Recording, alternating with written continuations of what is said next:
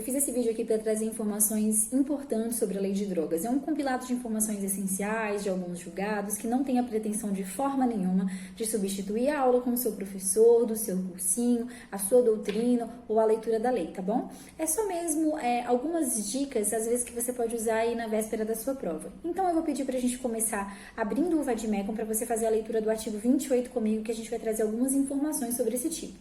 Quem adquirir, guardar, tiver em depósito, transportar ou trouxer consigo para consumo pessoal drogas sem autorização ou em desacordo com determinação legal ou regulamentar, será submetido às seguintes penas: advertência sobre os efeitos das drogas, prestação de serviços à comunidade, medida educativa de comparecimento a programa ou curso educativo. Acho que a primeira coisa que a gente precisa falar sobre esse tipo é um debate que já aconteceu na doutrina há um tempo atrás. Acredito que parte desse debate já está superado, que é sobre houve ou não houve a descriminalização dessa conduta.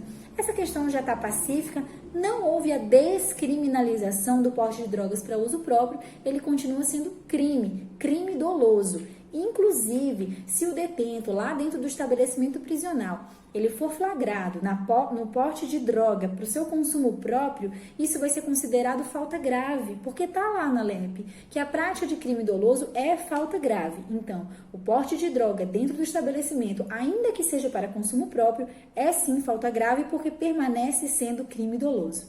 Então, no que ainda há uma discussão? Parte da doutrina entende que houve uma despenalização, que para essa figura, ainda que seja crime, não há pena. E outra parte entende que não, que há pena. Tanto que o próprio artigo traz aqui: será submetido às seguintes penas. Só não são penas restritivas de liberdade. Por isso que essa parte da doutrina, essa parte diz que houve, na verdade, uma descarcerização. Continua tendo pena, mas não há pena de liberdade, de restrição de liberdade, de cárcere. Numa prova subjetiva, você pode trazer essas duas linhas de pensamento. Numa prova objetiva, você vai sentir lá. Se a opção mais próxima for a despenalização, você vai nela. Mas se tiver a descarcerização, você pode ir com essa com mais segurança, porque acaba sendo a mais adotada. Tá bom? Beleza. Vamos ver aqui. Outra informação que a gente precisa trazer é em relação à prisão em flagrante. Lá no artigo 48, parágrafo 2º, dá uma puladinha nos artigos, traz o seguinte: tratando-se da conduta prevista no artigo 28, o porte de drogas para consumo próprio, desta lei, não se imporá prisão em flagrante, devendo o autor do fato ser imediatamente encaminhado ao juízo competente ou, na falta deste, assumir o compromisso de a ele comparecer, lavrando-se termo circunstanciado e providenciando-se as requisições dos exames e perícias necessários. Essa questão vai trazer o seguinte: Maria estava passeando quando foi abordada por policiais que localizaram em sua posse uma quantidade de drogas para consumo próprio. Aí a questão vai dizer que Maria não pode ser encaminhada para a delegacia, por exemplo, já que a lei diz que não vai se impor prisão em flagrante. Pois bem, a doutrina majoritária entende e vem entendendo que não é impedido que essa pessoa seja conduzida à delegacia ou conduzida ao juizado. Quando a lei diz que não se imporá prisão em flagrante, ela está se referindo à lavratura do auto de prisão em flagrante. Esse sim não vai ser feito. Então a pessoa ela pode ser conduzida à delegacia, onde vai ser feito o TCO, ela vai prestar o compromisso de comparecer ao juizado, ou ela pode ser encaminhada diretamente ao juizado. Tanto faz, mas essa pessoa pode ser conduzida. Você está entendendo? Essa informação é importante. Não está vedada a condução dessa pessoa para a delegacia ou a condução dela para o juizado. O que está vedado pela lei é a lavratura do auto de prisão em flagrante. Tudo bem? Beleza. Certo. Outra informação importante que a gente precisa falar de porte de droga para consumo próprio é em relação à detração penal analógica virtual. Então, grava bem essa informação porque é bem importante, tá? Detração penal analógica virtual. Ela veio trazendo no informativo do STF e do STJ já tem um tempinho, mas eu não me recordo o número, vou tentar botar na descrição do vídeo se eu me lembrar. Tudo bem? Primeiro vamos lembrar o que é detração. Detração é o abatimento de prisão pré-condenação daquela pena que foi lá determinada na sentença pelo magistrado. Então, a pessoa foi presa preventivamente e durante o processo ou durante a investigação, digamos que ela passou lá 1 ano e meio presa e no final das contas ela foi condenada a 5 anos de reclusão.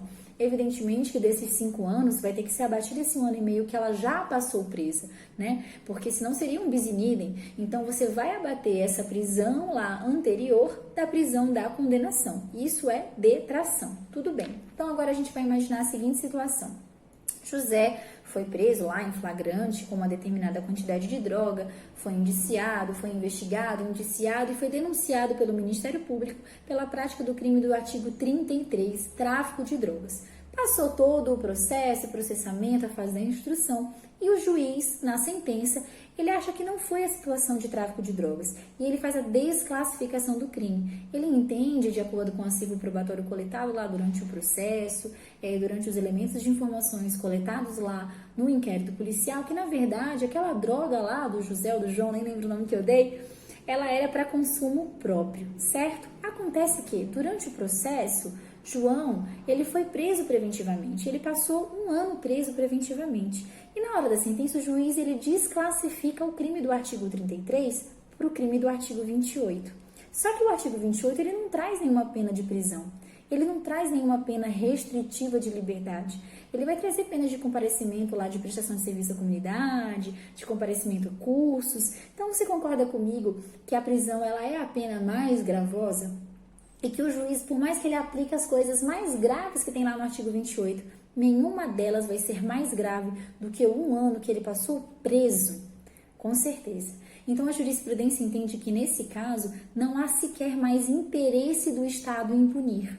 Então, o juiz ele vai dar uma sentença em que ele reconhece o desinteresse do Estado em condenar.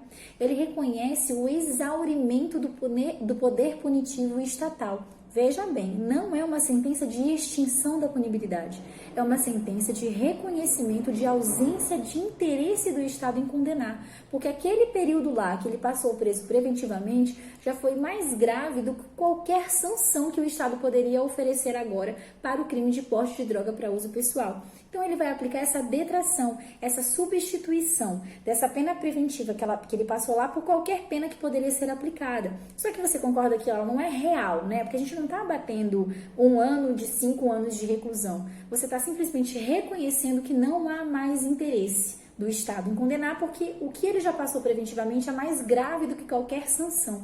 Por isso é chamado uma detração penal analógica, porque é apenas uma analogia, e virtual, porque você não está substituindo, você está deixando de aplicar uma pena porque aquilo que ele já passou foi mais grave. Eu espero que tenha ficado claro para você entender, porque isso é muito importante, é um julgado importantíssimo, acho que um dos julgados mais importantes quando a gente está falando do crime do artigo 28, tá bom?